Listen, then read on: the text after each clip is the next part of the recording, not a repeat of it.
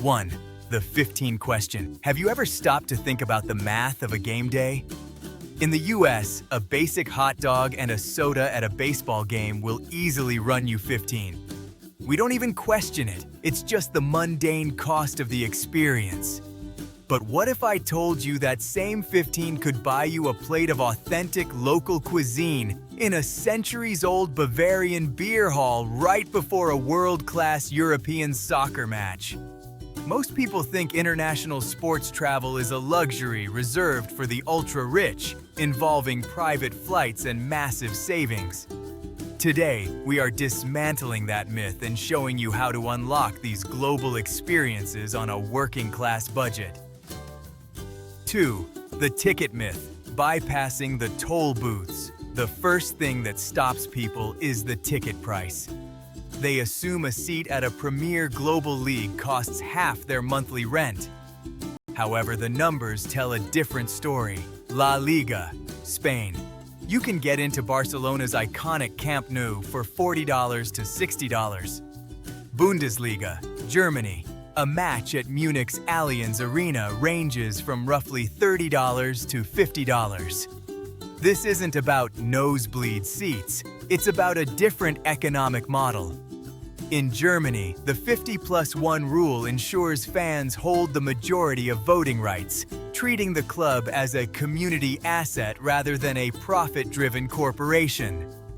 The strategy: to get these prices, you must buy in advance and go directly through official team websites. If you wait and use resale sites, you are hitting what I call an unregulated toll booth, where brokers extract massive premiums from tourists who didn't plan. 3. Lodging, yield management, and risk tolerance. A $40 ticket is a win, but not if you spend $400 a night on a hotel. Your accommodation is the border that holds your travel budget together.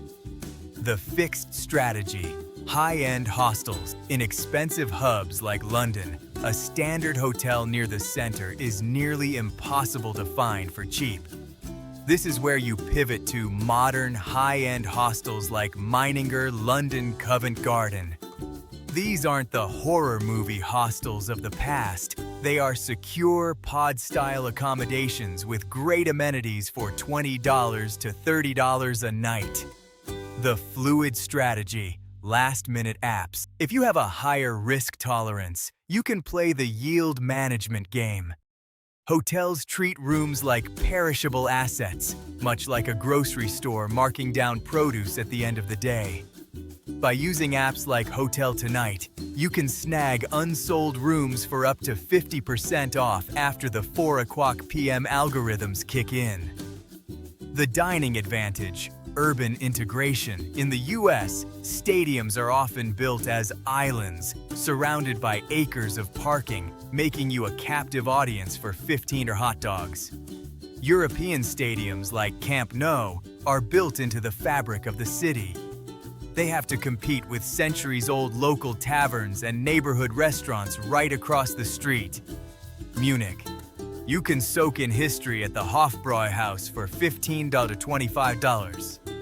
Barcelona. A meal at a historic spot like Can Colorades runs about the same.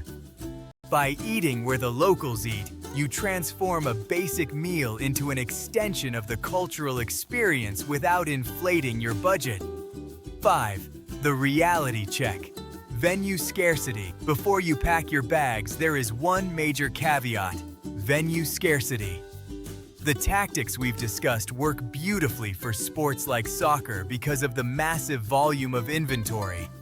However, for an event like Wimbledon, where the court only holds 15,000 people, the supply is incredibly inelastic. In these cases, the community-priced baseline often doesn't exist, and the center puzzle piece of your budget will be much higher. Conclusion: knowledge is power. Global sports travel isn't an impossible dream. It's an information game. When you understand how these systems work, from club ownership rules to hotel yield management, the barrier to entry drops. Bypass the toll booths, play the algorithms, and eat where the locals eat. You can experience the electric atmosphere of a global game without emptying your life savings. What's the one stadium on your bucket list that you always thought was out of reach? Let's talk about it in the comments.